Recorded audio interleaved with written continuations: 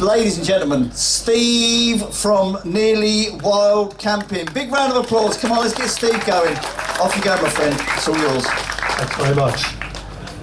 You probably worked that out then. My name's Steve. I'm actually, the thing you'll probably know me for is Nearly Wild Camping, which I founded and is a member-owned cooperative of people who want to get out and find wilder camping opportunities. Not just the camping, but also lots of other social and learning activities. But one of the other things I do is advise on nature recovery projects, and I've been very lucky to work all over the world on what is now often being referred to as wilding. I'm going to untangle that a little bit and talk a little bit about some of the bigger picture. And then I'm going to also talk about how we, in the bushcraft world, can help nature as part of what we do. The last speaker actually said the idea of leave no trace and then +1. And the phrase I often use is leave no trace, give something back. Because if all you've done is leave no trace, we haven't really moved forward. We've just stayed where we are. And we want to start moving forward. If you want some credentials, because I suppose we have to come up with something, don't we? I'll make something up. I'm an ecologist. I've worked as a forester. I've worked a lot in agriculture, and I've worked in overseas development projects in very remote areas all over the world, including a couple of years in Alaska, 2.5 in Tanzania, blah, blah, blah. There we are. That's enough. Okay, let me get started. I'm going to flash pictures up here. I hope you can see them. I also tend to walk around a lot, one because I'm not very good at sitting still, and I also might forget words. It's not because I'm still making up as I go, it's actually I'm suffering with long COVID along with other people at the moment, and it means I keep forgetting things, so apologies if I suddenly drift off. Wake me up, give me a nudge, and I'll start again. Okay, so wilding has sort of hit the headlines in recent years, and it's this exciting new phenomena of bringing back nature, rebuilding our connections with nature, releasing some of our control. That's one of the bits I really like about the concept of rewilding, of letting nature take more of a role. But I'm going to come back to that in a bit. And maybe a bit of a pendulum swing. And the reason I use that phrase is because, particularly since the First and Second World Wars in Europe, we've had this really big swing towards everything's got to be controlled. I'd actually say it goes back further than that, and I would dare to place it in the Victorian era, when everything became about control and almost taking an engineering perspective to how we manage everything. So we have to look at this future which we've pre-designed and then design it and make it happen. Unfortunately, the natural world doesn't work like that, and so that kind of concept has failed us miserably. So I think there's a swing back to more diversity and getting away from some of the homogeneity. And I'll push that a bit further with some of the thinking and some of the work that I've done in other countries to say, I would actually encourage people to think, if you've got human diversity and if you've got diversity of power and ownership, then you'll probably get ecological diversity. So there's a thought. And the final one is one of those posh phrases that I put in to show I've read a book, which says embracing complexity. And for those of you who have not come across it, if you think about, often we talk about complicated. Complicated, you kind of know what the pieces are, but it's quite complicated to get your head around. Complexity, it's constantly moving, it's constantly changing. So you can't always pre-predict where it's going to go or what it's going to do. And we've got to learn to embrace complexity. Now, those of you who practice quite a lot of bushcraft are probably already going, that's like what I have to do when I go into the woods and I start thinking about how am I going to set myself up? Where am I going to get my food? How am I going to survive in this environment for a long period of time? How am I going to work with this place? Because actually, as you're doing that, you're having to embrace complexity. Because as good as the weather forecast might be, it's probably not going to be accurate for the whole of the time you're out there, especially if you live near me in northwest Scotland. So we're actually dealing with a lot of these things all the time, and we've got to start thinking about that in our wider lives, not just in the fun bit when we're going out in the woods or other environments. I keep feeling out to say next, and I remember I've got a pushy thing in my hand. Okay, so what is wilding? Now, I'm going to sort of say what it's being put forward as, because I think there's an awful lot of confusion. And the phrase rewilding is one that's being used a lot. I'm being careful not to use that, or I'm trying to be, because I think that is equally confusing, because it suggests you're going back to something. Well, so which epoch are you going to go back to? Which one are you going to choose as being the wild? And I question that it's actually about going backwards. I think it should be about going forwards. So we should be thinking about how we're working with nature going forwards. What can we learn from the past? Yes, but we can't go back there. Let's be honest, when all these big herbivores were roaming around, there was also a land bridge to Europe. So quite a few of them were probably moving up and down into Europe on their migrations. And people would have been moving up and down with them, following them, because that would have been your food, or at least your meat. So the idea that these things are kind of, we can go back to that is nonsense, unless we start building big land bridges across to Europe, or to the rest of Europe, dare I say. So anyway, broadly speaking, what is wilding? It's about allowing habitats to heal, so that hopefully they find their way back into balance. Now, I was out with somebody recently, we were in the hill area. In fact, I was actually out with somebody who's here at the show, Dave Watson. Dave Watson came up to see me, and we were out on the hill. And I was showing him a whole load of areas that are very dominated by Millennia, which is a heavy tufting grass. It becomes incredibly dominant. Now, you could say those hillsides are stable. That environment has become pretty much the same. It doesn't change very much. Pretty much need wild boar or something to go in there to rip it up, to change it, because this particular type of grass becomes very dominant. However, it's also become very species poor. It's not diverse. So it's a little bit like saying, well, we start off with the rainbow and we'll end up with grey. And that's where a lot of these sort of habitats have ended up. We've lost the rainbows and we're starting to look a bit grey. And as great as it might feel when we're out in the woods or in these other habitats, you're only seeing as it is now. And I'll flick you back. I was lucky enough to live in Alaska for a couple of years. And I was working out in the very remote areas in the forest. I used to get dropped off with a helicopter and all that business.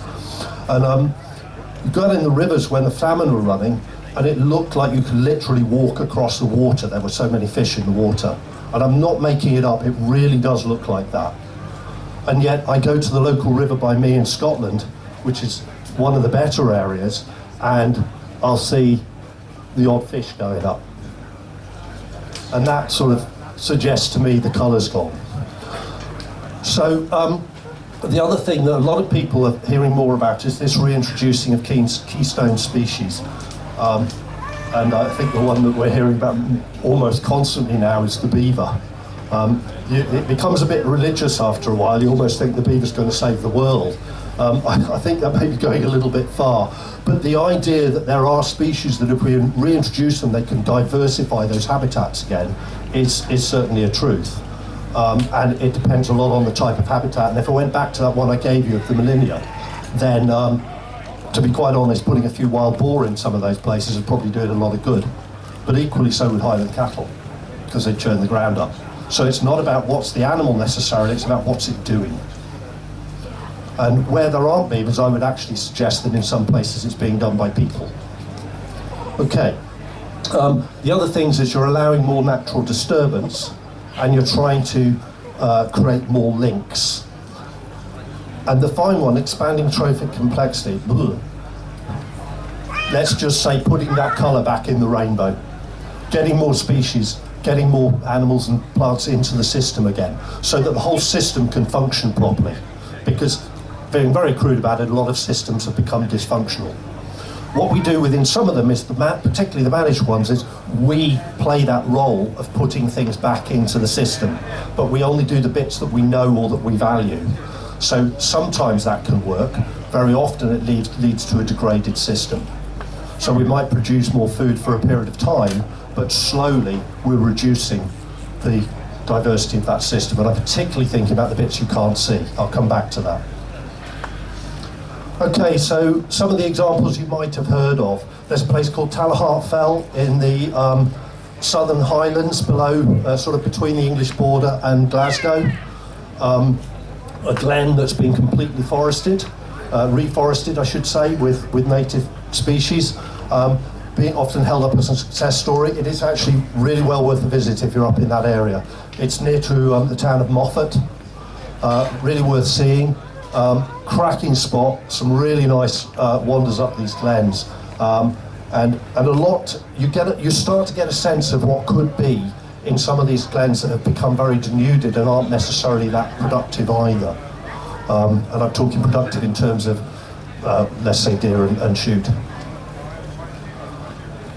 Another one, people heard of Dundregan. It's been getting a bit of news recently because they've built a rewilding information centre, which I thought was interesting. It would have been nice if it had been built along permaculture lines and used some more natural materials. I'd like to have seen that place being built by bushcrafters instead of the way it was, but there we are.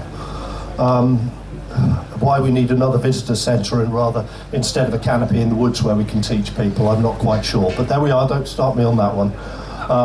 Dundregan, you know, at least hopefully a few more people will start to hear about some of the opportunities. Benay, up in Torridon. Had a cracking weekend up there a few weeks ago, camping up on a ridge in Torridon. Just had some amazing time looking out, and there's a lot of really nice Scots pine forest, remnant Scots pine forest still there. If anybody tells you that all Scots pine forest is still of all these old gnarly, crooked looking things, so they're not up to much, just remember that most of these places were logged out in the First and Second World War. So basically all the good timber was gone. So what you're seeing is the seed trees of the rough stuff. But Benay was actually our first ever national nature reserve in Britain. So this isn't a new concept. This is a very old concept, but there's new nuances and interesting things happening. And one of the ones that many people probably have heard of is Knepp, the farm in, the enormous estate in southern England, where they were lucky enough to have a few farms. So one of the farms they turned back to leave it and see how it develops with nature. But they haven't completely left it. They've reintroduced certain species that behave like species of a long time ago would have behaved, to try and increase that biodiversity and increase the range of trophic levels. So that's what's going on there. And it's a really interesting place to go and visit. So I certainly wouldn't put it down. I think there's some brilliant things happening there. This fancy looking picture up here is to show again, another example of me reading a book. So that's two I've done quite well today. So the idea is basically just to say that there's lots of different levels of what people regard as wild or wilder. And there's no single answer. So if somebody says to you, rewilding is basically leave it alone, they've probably missed the point. And if they're telling you this is the way you should do it, they've again missed the point. There's lots of different types and approaches, and they have to fit the place that they're in. And I'll give an example. So this is another example of a similar thing. Some of you may have heard of a project that originally was called Summit to Sea in mid-Wales. It was pushed out as a big rewilding project that was going to happen in mid-Wales. It was very strongly kicked back against by the local community, not just the farmers, the whole of the local community, or not the whole, but many people in the local community, because they hadn't really taken into account sufficiently the way that land has been worked over the years and the role that people play within it and how biodiversity fits within that. I was actually one of the people who was asked to come in and help work through and come up with a better solution, and we've now got a very effective working partnership with a lot of the local community, which is not a rewilding project, it's a nature recovery project, and it's working in a very positive way. So I'm very happy to talk to people more about that, but you can imagine it got extremely political and sensitive at the time, and for good reason. So why has it come about? Very quickly, we've got this constant push to more homogeneity, and I think all of us here kind of respond very quickly to this. It's almost why we go out and do what we do when we have the opportunity to do our bushcraft in the woods, or to get out on the hill, or to go out in our canoes or whatever else. It's that opportunity to just go out and be ourselves and have our own space and be part of that natural system instead of having to fix something. And why's that happened? It's happened probably because, well, I've gone out and bought this t-shirt. So who made the t-shirt? Well, the people that make the t-shirt want as many people to buy it as possible, because then they can make more t-shirts and make more money. So we get bigger and bigger and bigger of certain things. So we've got this kind of drive towards homogeneity. And I would actually suggest the same thing happens with our grant funding system and our government policies. And I have been in the unfortunate position of having to advise some of that sort of thing in the past in my consultancy work. And you constantly feel like there's, oh, but if we're going to administer that, we've got to make it a bit bigger and more efficient, because otherwise it's going to be really expensive to run.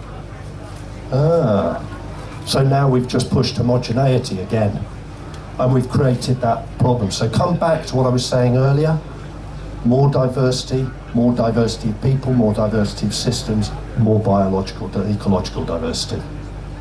So I think as bushcrafters we can keep singing and keep letting people know some of that thinking and why it's so important, and why what we're doing, and people think, well, we're just having a bit of fun in the woods. Yes, but there's also a whole load of other stuff going on as well.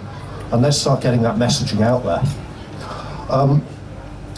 Over-specialisation, you know, I'm sure we've all got plenty of examples of that. I was looking at somebody's got a nice BMW GS 1150 floating around, and I've got one myself, and every time I try and do any work on the darn thing, sorry, it's a motorbike, everybody, every time you try and work on the thing, I think, oh my God, really? How did they manage to put that there? It just kind of got so specialised now, I sometimes think, you know, it was so much easier when I had that knocked out old 125 in Africa, just tied it together with a bit of fencing wire at the side of the road. Over-managing. Mowing lawns. Oh no. Mowing lawns.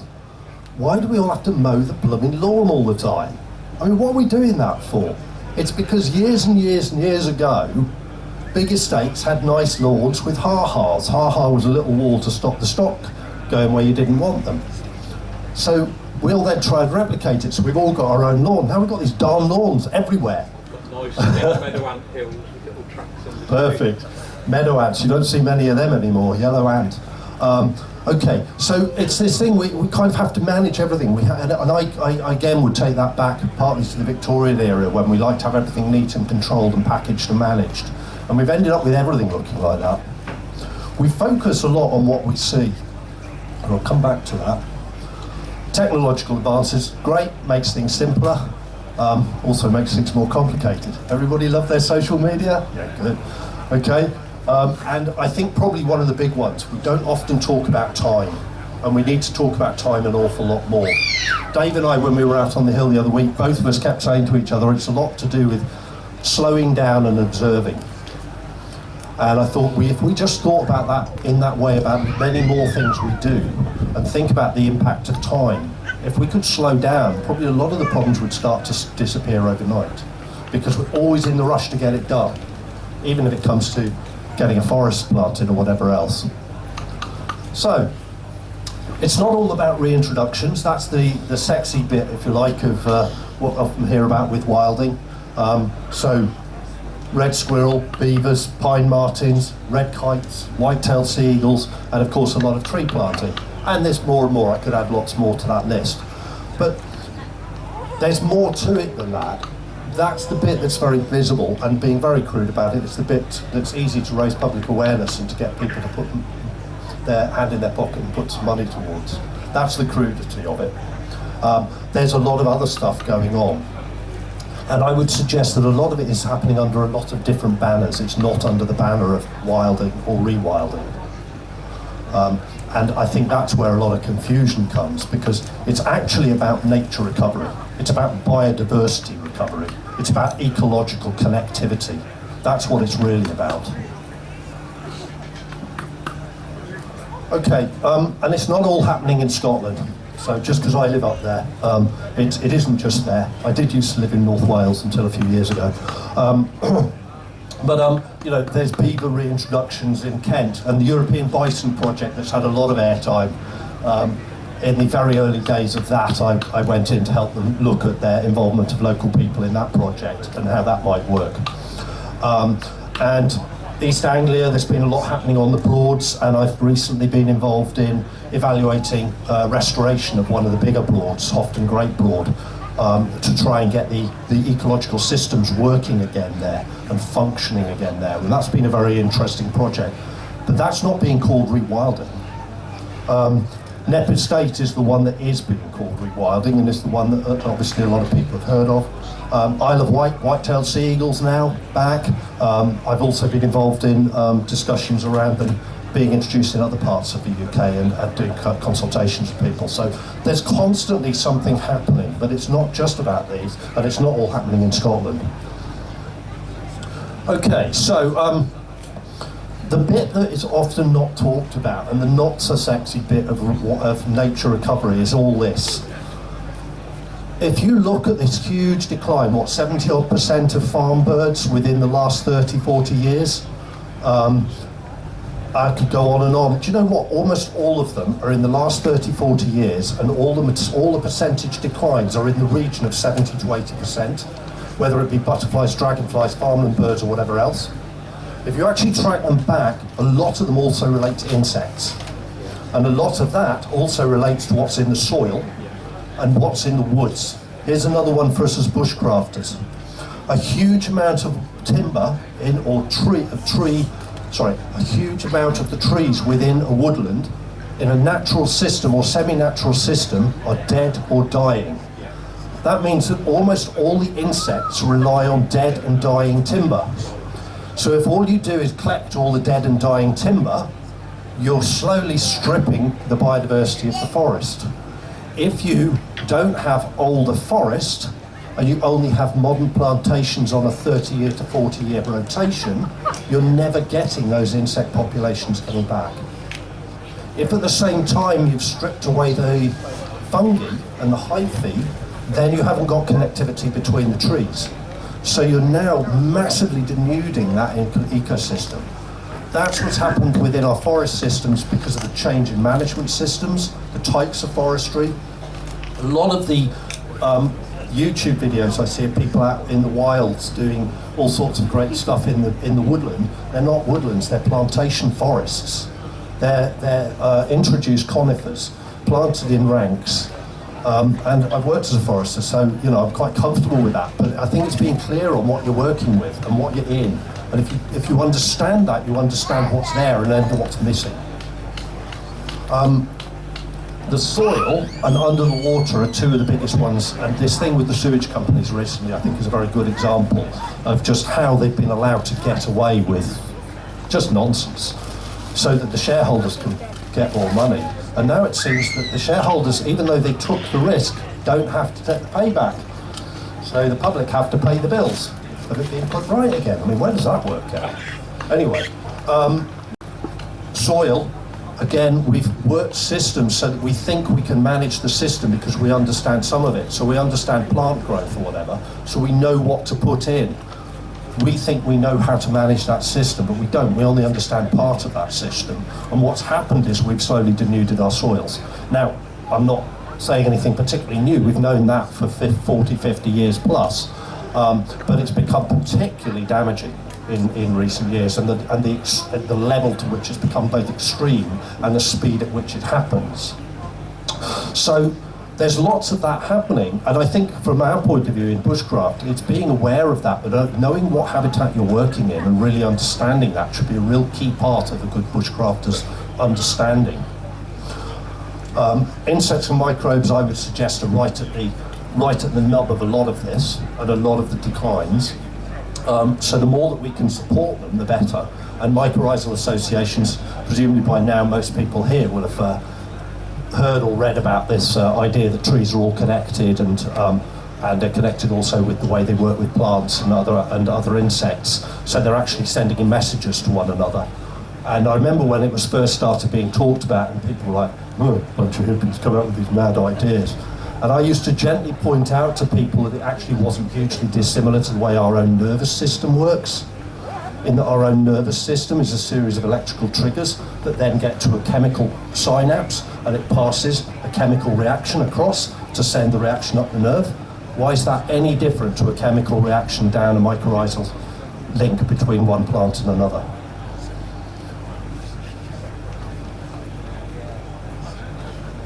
Okay, so some of the controversy and some of the reasons that I suppose wilding has been negatively received, and certainly there's been kickback, and I think often, to be honest, for very good reason. There hasn't been enough thinking about people that live and rely on natural resources. There's a very few people in this country that now still live and work natural resources. You know, those of us that are out there regularly, maybe for our enjoyment, but how many of us actually work them? How many of us rely on our living from the natural resources directly, not indirectly?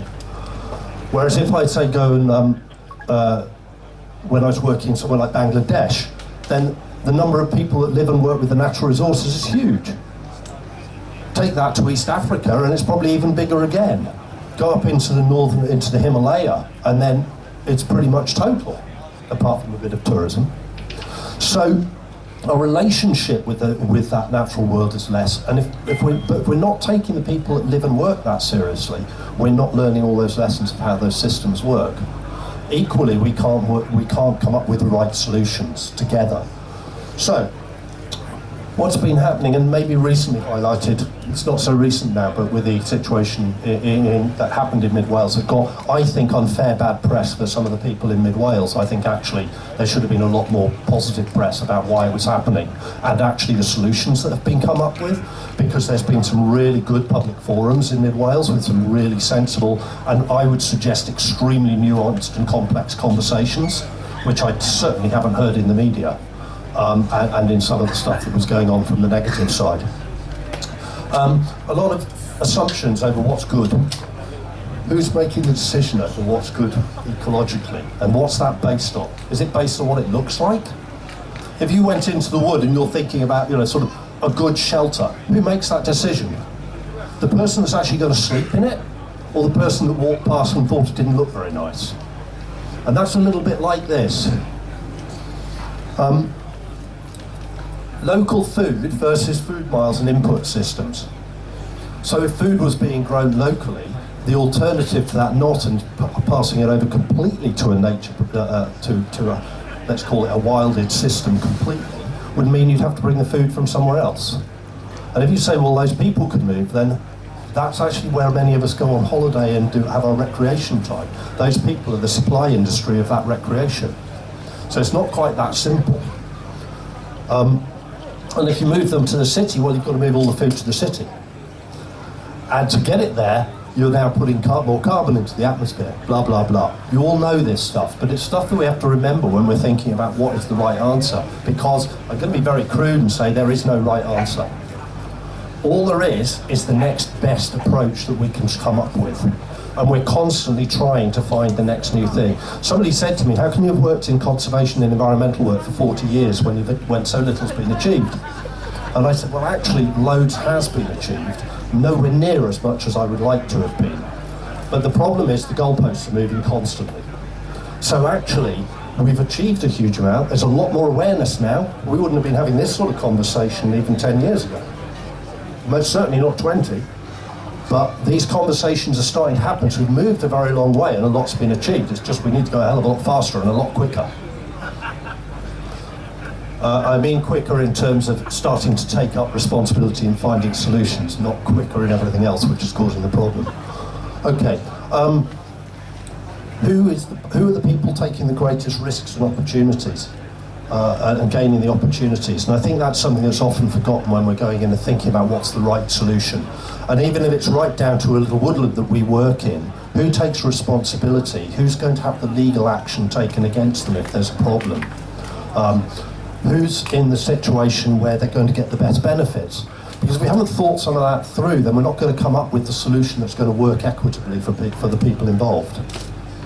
And that doesn't matter whether it's our small bushcraft practices or whether it's working internationally. It's the same issues. Sorry. I don't want to get too much into the finance thing. It's a really big agenda at the moment. But if people are putting money into woodland and woodland planting, could I just please ask you to check that, one, it's going towards something that's at least native, or it's at least beneficial to biodiversity, and two, look carefully at who's going to be the beneficiary of the finance, because there's more and more land being bought up where it's being bought by finance companies to plant it up, very similar to what happened in the 1980s with pension funds. So this thing that's being done for positive reasons is actually really just driven by financial giants. So just check if you're supporting these things, you're supporting the right, sort of, make sure you're aware of what you're supporting, I think is what I'm saying. You've got to make those decisions, but make sure you do know what it really is, because there's a lot of stuff that's really just nonsense. And if you can work with the people from the local area and supporting those people to do things that fit their solutions, I would strongly recommend those are the ones that are the best ones to support. The old classic, are humans in or humans out? I saw another little video the other day, and I just thought that's just spot on for an audience like this, because it was like, well, surely if I wasn't a piece of nature, then all our bodies wouldn't have been built so that they eat natural plants. We'd have been built so we eat plastic and all these other things, but we're not. All our food is natural. All the things we use for building materials primarily is natural. We're built to be part of nature, so of course we're part of nature. So the idea that you rewild by taking people out is nonsense. But there is a level to which people are involved in that process and how intensive it should be. And I think that's where the complexity is. And every area should be different. So the solution that I would find when I'm working with a group up in a huge glen owned by a single landowner up in Scotland would be very different to the solution I would find if I'm working with a similar sized valley with 30 farms on it in part of Wales, would be different again to what I'd maybe do if I was working with an estate in East Anglia. Because you've got to find the thing that works for the area and the people of the area.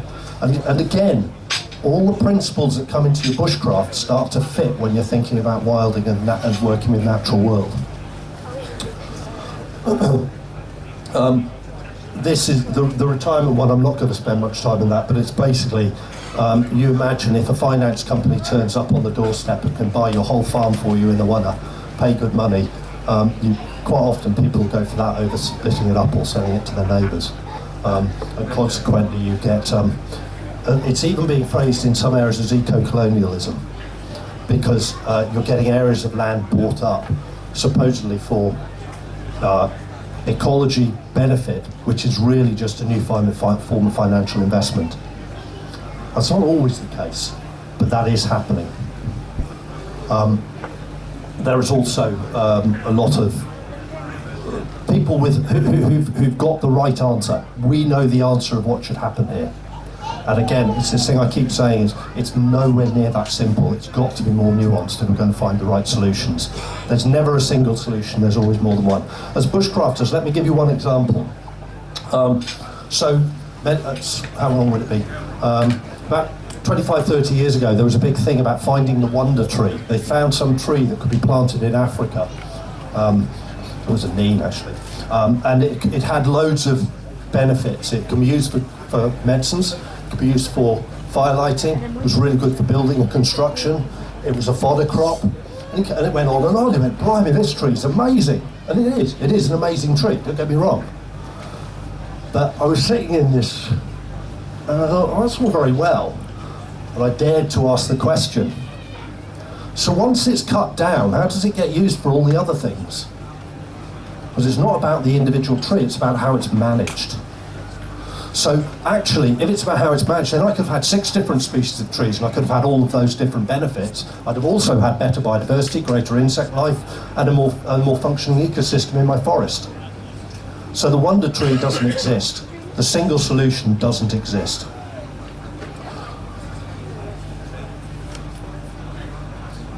Okay. Few very quickies on assumptions, interpretations of wilding and rewilding. Hopefully you're now starting to get a picture of this idea that we can just go and wild the place by stepping back and putting a few beavers in is not really the way it is. It's much more complicated, and it's much more nuanced. Local knowledge is really important. I was in an unusual, yeah, nowadays it is quite unusual. I was sent out to a very remote area in Tanzania. To give you a feel, it was about 7 hours by land cruiser from the nearest town with another expat speaking English. So I very quickly had to learn Swahili, which was a bit of a land leap for me. But more importantly, I realised that I turned up in this area. I staggered that anybody could live there, to be quite honest. The idea they could grow crops in this sandy soil with so little organic matter just blew my mind. So I spent a year learning the area and spending a lot of time with local people, local farmers, with the local women, going around learning how they were, where they were finding firewood, finding out from the children where they went and what they had to do, what their role in society was, to really understand it. And I would say I just touched the surface, but in that time I learned to build relationships with the people in the communities I was working in, so they were then involved in helping find the solutions. I wasn't the one that found the solution. All I did was help basically coordinate, facilitate the whole thing, talk very bad Swahili, drive around in a fancy truck, and coordinate the actual relationship with funders and others so that they could do something good with what they'd come up with. There is a role for that outsider, don't get me wrong, but it's not about coming in and telling people the answers, because you haven't got a bloody clue, to be honest, when you get in those situations. Okay, so who has power and control? I've mentioned that one already, so swiftly on. I've talked a little bit about history and this thing about how far back do you go, where's that epoch, what point in time are you choosing? I don't think it's about looking back, I think it's about learning from behind us. I think like we do in Bushcraft, we're constantly learning from that wealth of knowledge right back, Neolithic and pre-Neolithic. Fantastic wealth of knowledge, but that's not what it's only about. It's then about how can we use that to learn for a better future. And that's, I think, a really important role that we've got, because a lot of what we're doing in Bushcraft is that really developing a sound knowledge base that could be helping inform, let's be honest, a major part of the population who have no relationship with the natural world at all. And that's a real loss. People are part of the system. And a very quick one on this thing about assumptions. I remember I was driving through somewhere in Wales and somebody said to me, oh well, this has been incredibly denuded, this should all be forested. And I looked at them and said, sorry, they said, well, there's far too many sheep on this area, far too many. I said, hold on, stop. That's the mantra you've heard in the journals or wherever it is. That's not what's happening here. Look at those soils. They were about that thin and acidic. They couldn't support trees of that in that area. It would have probably been very, very thin grasslands and other plants. It wouldn't have been heavily forested in that particular spot. So don't make be careful of assumptions. It's not about a blanket solution, and natural forest would have never just been a single spread of forest all over the place. Okay, so a few quick thoughts then for those of us out and about and enjoying our bushcraft. It's not about what somebody else can do, it's what we can do. We're a can-do community. We're a group who want to get out there and do stuff, and we're finding ways ourselves. That's the whole point of it. So let's find ways that we can put something back as well. Not just how we can just use a resource, but how can we actually support the development of that resource? How can we support that forest that we're working in? Can we talk to the landowner and do something with them that's going to be positively beneficial to the wildlife? Take it outside of our daily lives. I'm sure people have got lawns, and I've got a bit of a lawn, don't get me wrong, but please think about what you're doing with your own spaces if you're lucky enough to have a garden. Please think about what you're doing if you're involved maybe with a community group and community area of land. It's not just what we do at the weekends, it is part of the way we live our lives, and a lot of what we're learning we can take back into that. Embrace local knowledge, don't make assumptions. I could tell you so many stories on that, I'll bore you silly, so I'm not even going to start on that one. We need to keep thinking about ourselves as part of the system, even when we're out there enjoying ourselves at the weekend. I'll give you an example. I said to you, I live up in northwest Scotland on the Ardnamurchan Peninsula, and we've got a lot of people obviously come up for their holidays, and there seems to be this misunderstanding that wild camping means you park your car there, you put your tent up right beside it, and you light your fire just in front of it. So we've now got on our community, the area that everybody goes to walk their dogs, there's fire things all along the edge of the verge of the road.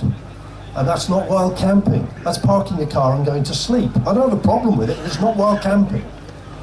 And the same is true of a lot of the practices. So as bushcrafters, we've got a responsibility, I think, to sort of help try and raise people's awareness of what good practice is. Because believe you me, I've seen some terrible stuff recently. I mean, last year, actually one of the friends I do some guiding with, out kayaking, and somebody had had a fire down on one of the little islands. They obviously hadn't known what they were doing. They'd put it down on the ground, it had burnt back into the island, and every tree on the island was dead. It had literally wiped the whole blue lot out, because it just burnt down into the soils and burnt the whole lot. So if you don't know what you're doing, really, it's horrible, it's devastating.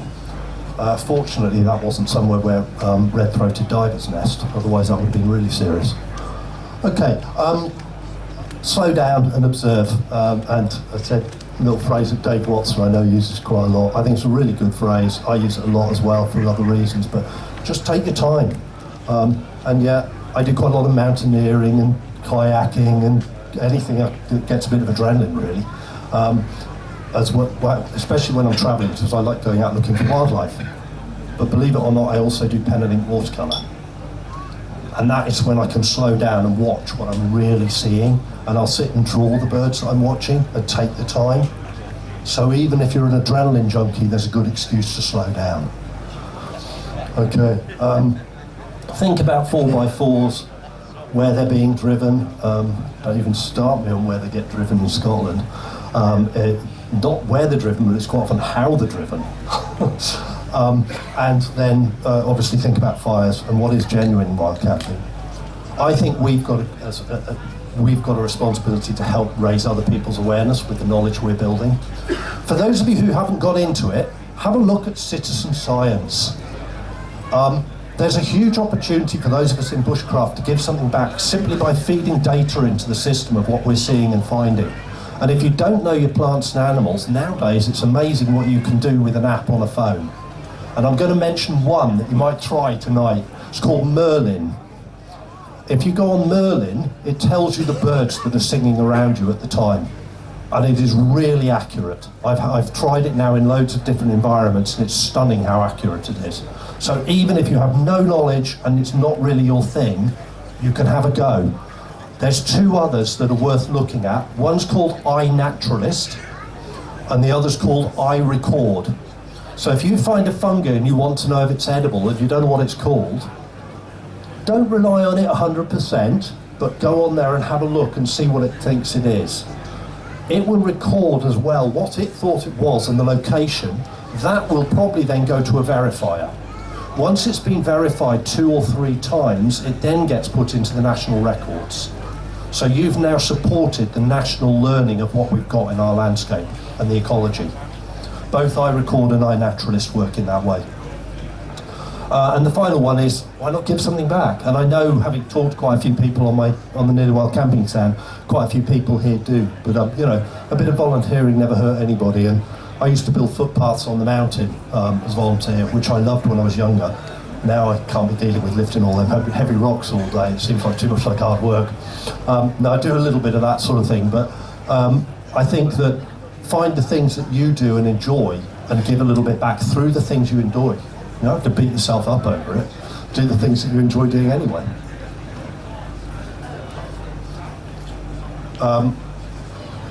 Just a bit of a thought for the day, and I was just chatting with somebody and he'd recorded this. I thought, okay, I never know what I said. You kind of waffle on. What did I say? Okay, so I had a look and I went, okay, so I have a strong belief, I've personally got a strong belief that if we're going to develop a more resilient, wildlife-friendly approach to the use of our resources, land and sea often getting forgotten, then we need to recognise our ecology and countryside has been shaped by the way we use it.